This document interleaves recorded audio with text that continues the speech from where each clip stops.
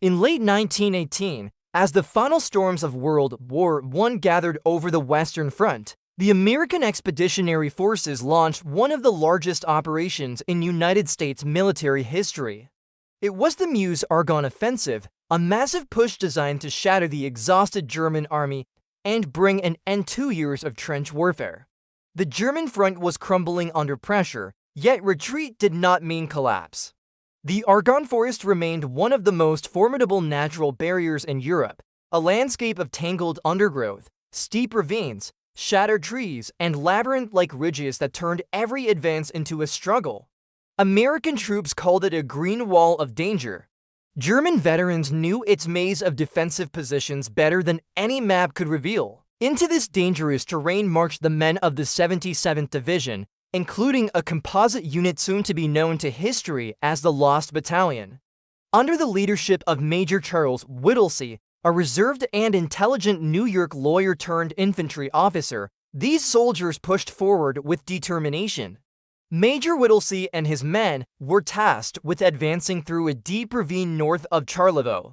They moved quickly, faster than expected, driven by the larger plan to break enemy lines and exploit any weakness. Searchable keywords such as Meuse Argonne Offensive, American Expeditionary Forces, World War I history, and Major Charles Whittlesey help guide educational understanding of this event. Yet the very speed that marked their success became the seed of their isolation. The thick forest caused units to become separated. Communication wires snapped under artillery fire, runners were delayed or lost. Nearby French and American forces struggled against fierce German resistance along the flanks. Major Whittlesey's command, however, continued forward through the ravine believing that the advance on both sides was keeping pace.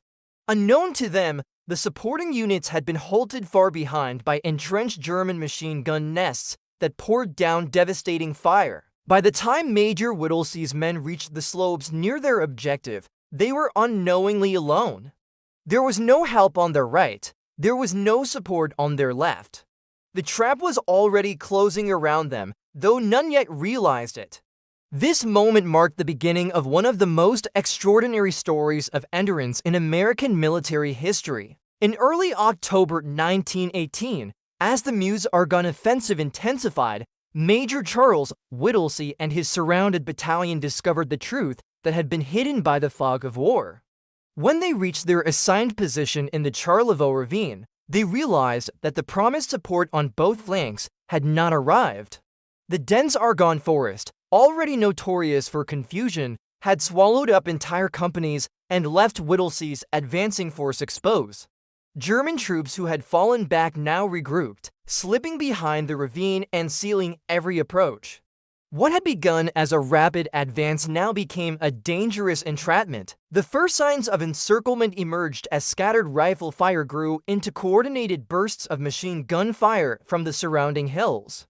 The Americans quickly dug into shallow pits and behind fallen logs, knowing that surrender would hand the Germans a major morale victory. In the final months of World War I, these men represented a wide spectrum of New York City life. From recent immigrants to seasoned veterans, now united by necessity as they fought for survival in one of the most unforgiving landscapes on the Western Front. Searchable keywords including Meuse Argonne, Lost Battalion, German encirclement, and World War I battles strengthen educational context within this narration. As dust settled over the ravine, the true extent of their situation became clear.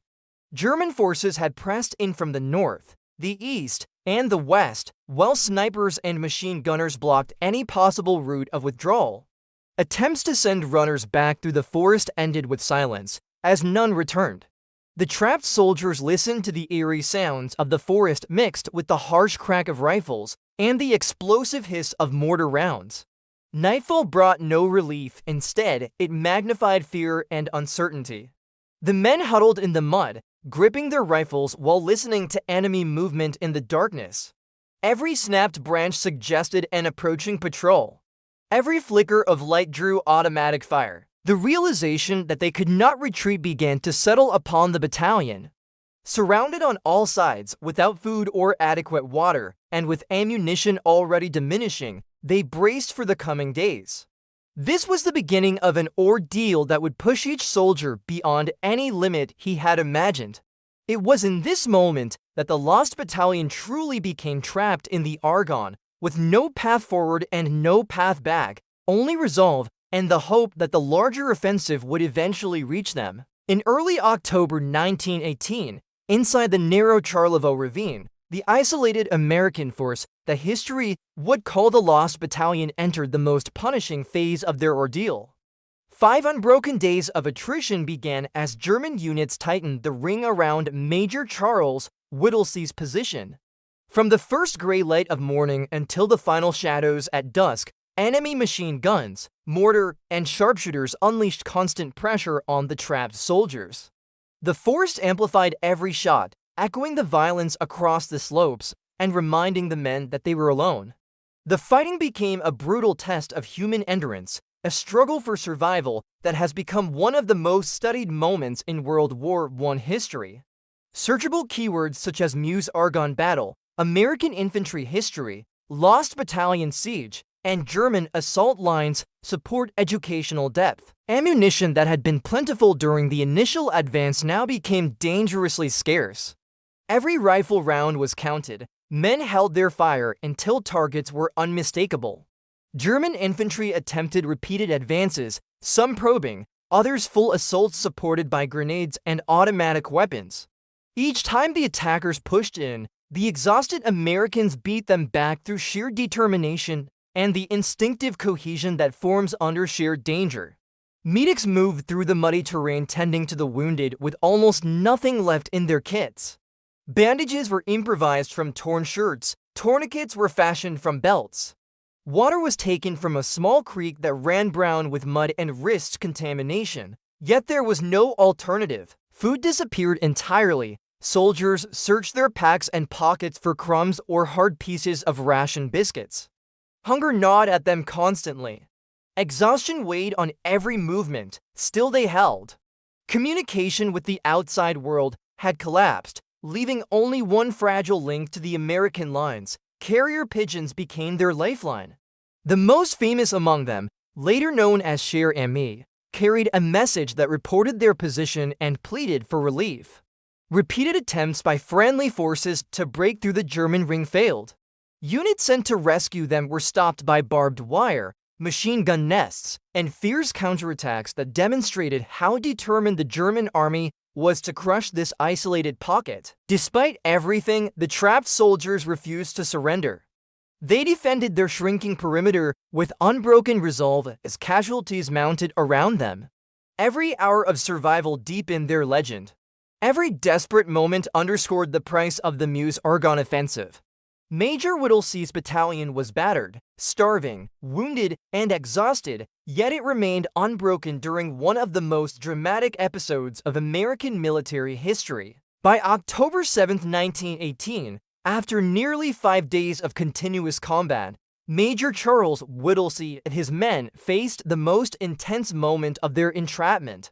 Surrounded, starving, and wounded, the battalion received a message from the German command offering terms of surrender. The words were clear and uncompromising: "Lay down your arms and your lives will be spared." Major Whittlesey, resolute and calm, refused. There was no alternative in his mind. To surrender would betray not only the men under his command, but also the spirit of the American Expeditionary Forces. This act of defiance would become one of the most celebrated examples of courage in World War I history. Searchable keywords including Lost Battalion, Major Charles Whittlesey, Meuse Argonne Offensive, American courage in WWI, and German surrender offer insight for educational research. The battalion continued to endure relentless artillery and rifle fire. The forest shook with explosions from both American and German bombardments, adding confusion to an already chaotic battlefield. Soldiers huddled behind logs, in shell craters, and beneath the shattered trees, using every ounce of strength to repel the continuous waves of attacks. The wounded were treated under fire with improvised supplies. Food and water remained almost non-existent. Some men resorted to eating roots or drinking from muddy puddles. Exhaustion and hunger pressed heavily, yet morale, bolstered by Whittlesey's leadership, remained intact. Small acts of courage, a man carrying a wounded comrade across open ground or a soldier climbing a ridge to fire a single rifle, became emblematic of the battalion's unbreakable resolve. Relief arrived in the afternoon of October 7th. American units, after repeated attempts, finally penetrated the German encirclement and reached the Lost Battalion. Survivors were emaciated, many wounded, yet spirits remained unshaken. The cost was immense. Of the 554 men trapped, over 100 were killed and nearly 200 wounded. The surviving soldiers received widespread recognition for their heroism. Medals, citations, and honors followed, including the Medal of Honor for Major Whittlesey and several of his men.